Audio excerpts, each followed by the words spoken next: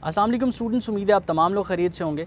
आज के इस वीडियो में हम डिस्कस करने वाले हैं उस सीरीज़ को जिसके बारे में एक वीडियो आप लोगों के साथ शेयर कर दिया है लॉ एडमिशन टेस्ट प्रिपरेशन के हवाले से। उसका पार्ट 1 आप लोगों के साथ शेयर हो चुका है। पार्ट 2 आज की इस वीडियो में हम डिस्कस करेंगे।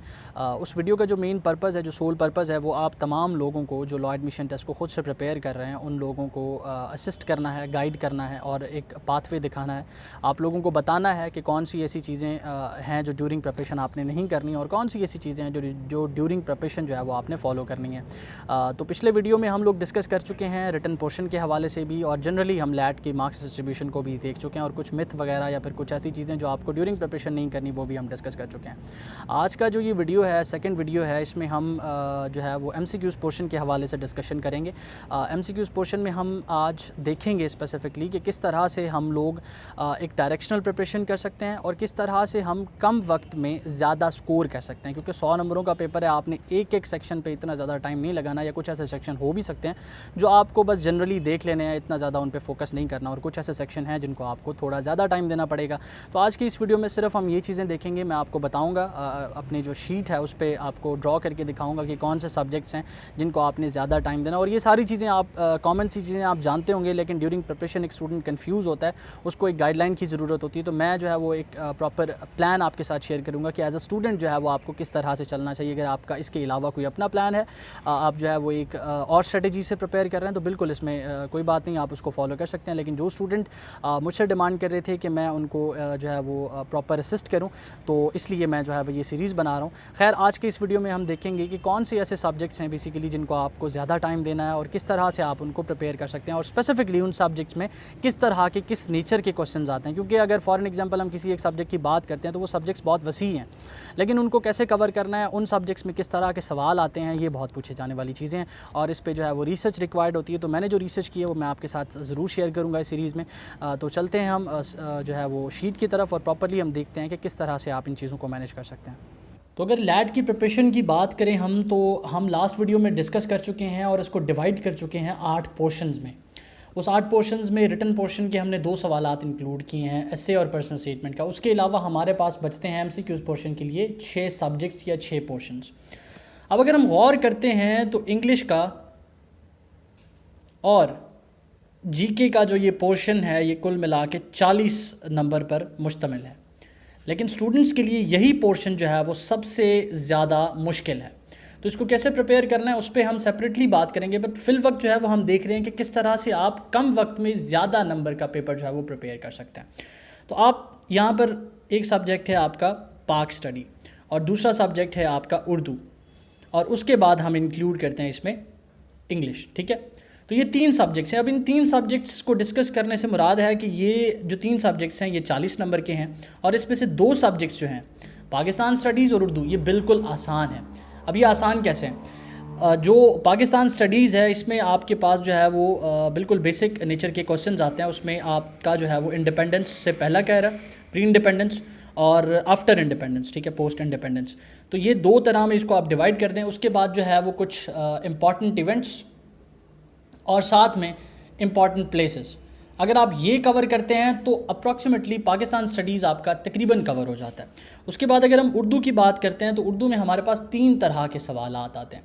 एक तो हमारे पास आते हैं अल्फाज मुतज़ाद, अल्फाज मुतरादिफ़ और मुज़क्कर मुअन्नस। अब ये जो अल्फाज मुतज़ाद और मुतरादिफ़ हैं, काफ़ी बार स्टूडेंट इनको आपस में कन्फ्यूज़ कर जाते हैं।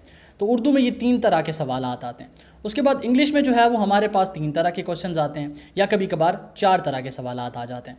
3 तरह के अगर हम डिस्कस करें तो उसमें आपका जो है वो एक सिनोनियम्स होते हैं, एक एंटोनियम्स होते हैं और एक प्रपोजिशन, और कभी कभार करेक्ट स्पेलिंग भी आपसे पूछ लिए जाते हैं। तो इसमें स्टूडेंट को सबसे ज़्यादा परेशानी इन 2 सेक्शंस में होती है, और कुछ स्टूडेंट को इसमें भी होती है। वेल, इसको तो बिल्कुल आसानी से प्रिपेयर किया जा सकता है अगर आप प्रपोजिशंस के रूल्स को इजीली समझ लें। इस पर प्रॉपर वीडियो सीरीज़ बनी हुई हैं यूट्यूब पर। तो इन 2 सेक्शंस में मुश्किल आती है, मींस के 10 नंबर का पोर्शन यहाँ से भी बहुत आसान होता है, और बाकी 20 नंबर का पोर्शन जो इन 2 सब्जेक्ट्स का वो बिल्कुल ईजी है। तो आपने सबसे पहले उन सब्जेक्ट्स को करना स्टार्ट करना है जो बिल्कुल आसान है। फॉर एग्जाम्पल, अब ये 3 सब्जेक्ट्स का मैंने आपको सेट बना के दिया जहाँ से आपने स्टार्ट करनी है अपनी प्रिपरेशन, और इसमें जो 2 सब्जेक्ट्स हमने डिस्कस किए बिल्कुल आसान है, और तीसरा सब्जेक्ट हमारा मुश्किल है। इसी तरह हम अगर जो 3 सब्जेक्ट्स का और एक सेट है, उसमें हमारे पास GK आ जाएगा, उसमें हमारे पास जो है वो इस्लामियात आ जाएगा, उसमें हमारे पास मैथ आ जाएगी। अब अब मैथ बिल्कुल 5 नंबर की है, इस्लामियात आपने बिल्कुल बेसिक मैट्रिक और एफएससी की करनी है, ये आपकी 10 नंबर की। और यहाँ पर ये जीके का पोर्शन मुश्किल है, इस पर हम सेपरेटली डिस्कस करेंगे कि जनरल नॉलेज आखिर आता कहाँ से और उसको कवर कैसे करना है, ठीक है। लेकिन फिल वक्त के लिए हम इस सेट पे फोकस करते हैं, नेक्स्ट वीडियो में हम इसको डिस्कस करेंगे। अब मैंने आपको बता दिया कि पाकिस्तान स्टडीज़ में आपने सबसे पहले प्री इंडिपेंडेंस देख लेनी है, उसके बाद आफ्टर इंडिपेंडेंस में। अब जैसे ही आप आफ्टर इंडिपेंडेंस में आते हैं तो आपने इसको ईयर वाइज देखना है। फॉर एन एग्जाम्पल, हमें आज़ादी मिलती है 47 में, 49 में हमारे पास ऑब्जेक्टिव रेजोल्यूशंस आ जाते हैं, फिर हमारा पहला कॉन्स्टिट्यूशन आता है, फिर वो एब्रोगेट होता है, माशाल्लाह लगता है, फिर हमारे पास दूसरा कॉन्स्टिट्यूशन आता है, फिर वो एब्रोगेट होता है, उसके बाद हमारे पास तीसरा कॉन्स्टिट्यूशन आता है, फिर एक और माशाल्लाह लगता है, फिर जो है वो मुशर्रफ साहब आते हैं, उसके बाद जो है वो कुछ बीच में इलेक्शंस होते हैं। इसी तरह जो है वो इसको कवर करने के बाद इंपॉर्टेंट इवेंट्स जो है वो हमारे इसमें कवर हो जाएंगे। इंपॉर्टेंट प्लेसेस जो है, इंपॉर्टेंट प्लेसेस में आपने देख लेना है किसी डेजर्ट का नाम, किसी डिस्ट्रिक्ट का नाम, इस तरह की चीज़ें, ये आपको पास्ट पेपर से इस चीज़ का अंदाज़ा हो जाएगा। और साथ साथ जो उर्दू का मैंने आपको बताया, उर्दू तो बिल्कुल आसान है, अगर आप इन क्वेश्चंस की नेचर को समझ जाते हैं और थोड़ी सी प्रैक्टिस करते हैं तो ये 3 तरह के सवालात अगर आते हैं, जनरली तो 2 तरह के सवालात आते हैं। फॉर एग्जांपल, अगर मुज़क्कर मुअन्नस पूछ भी लेता है, कभी कभार इवनिंग के पोर्शन में ये आ जाते हैं, तो ये भी आपके लिए करना बहुत आसान होंगे अगर आप इन 3 सवालों की प्रैक्टिस करते हैं। और अब बात आती है कि प्रपोजिशंस। अब प्रपोजिशंस मैंने आपको बताया कि यूट्यूब पर आपने इसको स्टडी करना है और इसके नोट्स बनाने हैं अपने पास, प्रपोजिशन के सारे रूल्स को कवर कर लेना है। अब सिनोनियम्स और एंटोनियम्स कहाँ से किए जाएं, ये बेसिकली आपने जो इंग्लिश की आपकी बुक्स हैं, ठीक है, अगर आप मैट्रिक की बात करें स्पेसिफिकली तो हर चैप्टर के एंड पे आपको ग्लॉसरी दी गई होती है, आप उसको कवर करें। उसके बाद अगर आप किसी किस्म का गाइड एफएससी के लिए यूज़ कर रहे थे या आईसीएस आईकॉम के लिए यूज़ कर रहे थे, तो उसमें आपके पास सनशाइन होता है, ब्राइट होता है, तो ये जो गाइड्स होती हैं इसके आखिर में, हर चैप्टर के आखिर में एक्सरसाइज ऑफ सिनोनियम्स होती है, ठीक है। और हर पैराग्राफ के लास्ट में वो बताता है कि इस पैराग्राफ में कौन से सिनोनियम्स आए हैं। तो एक तो सबसे पहले आपने पास्ट पेपर के कर लेना ना, पास्ट पेपर के सिनोनियम्स एंटोनियम्स करने के बाद आपने इस तरह के जो गाइड्स आपके पास अवेलेबल हैं उनके लास्ट में, चैप्टर के लास्ट में जो गाइड में आपको दिए गए एक्सरसाइज ऑफ सिनोनियम, आपने उनमें से कुछ इंपॉर्टेंट हाईलाइट करने हैं पास्ट पेपर की बेसिस पे और फिर उनको कर लेना है, ठीक है। तो ये आपके 3 सेक्शंस कवर हो जाएंगे। और इन 3 सेक्शन को प्रिपेयर करने का मतलब है कि आपका जो correct spelling for an example पूछ लिया जाता है, आप उसको भी इजीली कवर कर सकेंगे। तो ये सेट है, आप अपनी चाहे एफएससी की प्रिपरेशन कर रहे हैं, चाहे आप साथ साथ एमडी कैट को प्रिपेयर कर रहे हैं, ई कैट को प्रिपेयर कर रहे हैं, आप लॉ एडमिशन टेस्ट को इस स्ट्रेटजी के अकॉर्डिंग प्रिपेयर करना स्टार्ट कर सकते हैं। अभी आपके पास काफ़ी टाइम है।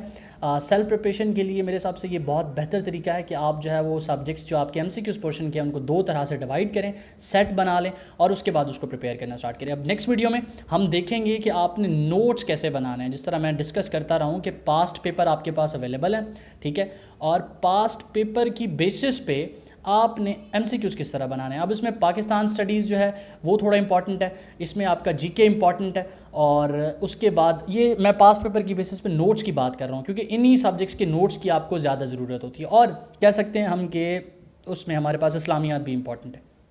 ये 3 सब्जेक्ट्स हैं। तो अगर इन 3 सब्जेक्ट्स के अच्छे तरीके से आप नोट्स बनाते हैं और इस मेथड के अकॉर्डिंग बाकी सब्जेक्ट्स को प्रिपेयर करते हैं तो आप इजीली लॉ एडमिशन टेस्ट में अच्छा स्कोर कर सकते हैं।